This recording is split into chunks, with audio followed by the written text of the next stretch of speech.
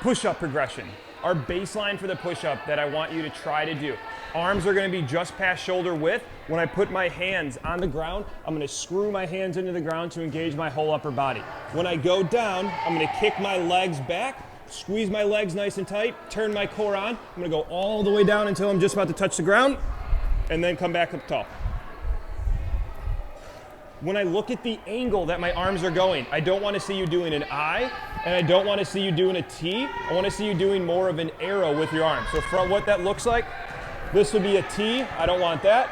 I would be here where your arms are near your side. I want to see you making more of an arrow with your arms.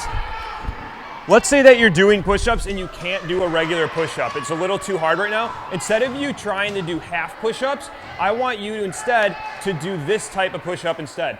What you will do is you are going to go to an elevated surface and you're going to do everything the exact same, just your hands are going to be a little bit higher, which is going to help make this exercise a little bit easier for you. Hands are going to be on the surface, like I said, everything else nice and tight. Arms are screwed in to turn on my upper body, squeezing my core tight, squeezing my legs tight. Gonna come down just until my chest touches the bench and come back tall. If that still is too difficult for you, just go to a higher surface. Maybe I'll go to something like the height of the railing. That would be another option. But again, you are better off doing as many push-ups as you can with perfect form rather than trying to meet the number that the program calls for with improper form. If regular push-ups are too easy for you, what we can do to progress from there are we will elevate our legs onto a surface. I'm gonna put my legs up onto the bench. Everything's still nice and tight. Squeezing my arms in. I'm gonna come all the way down and all the way back up.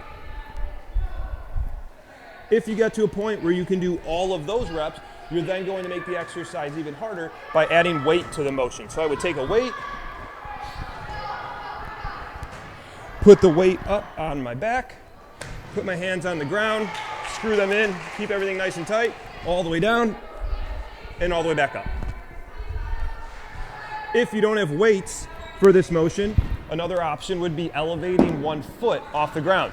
Come down, screw my hands in, put one foot up in the air, everything's tight, down and back up.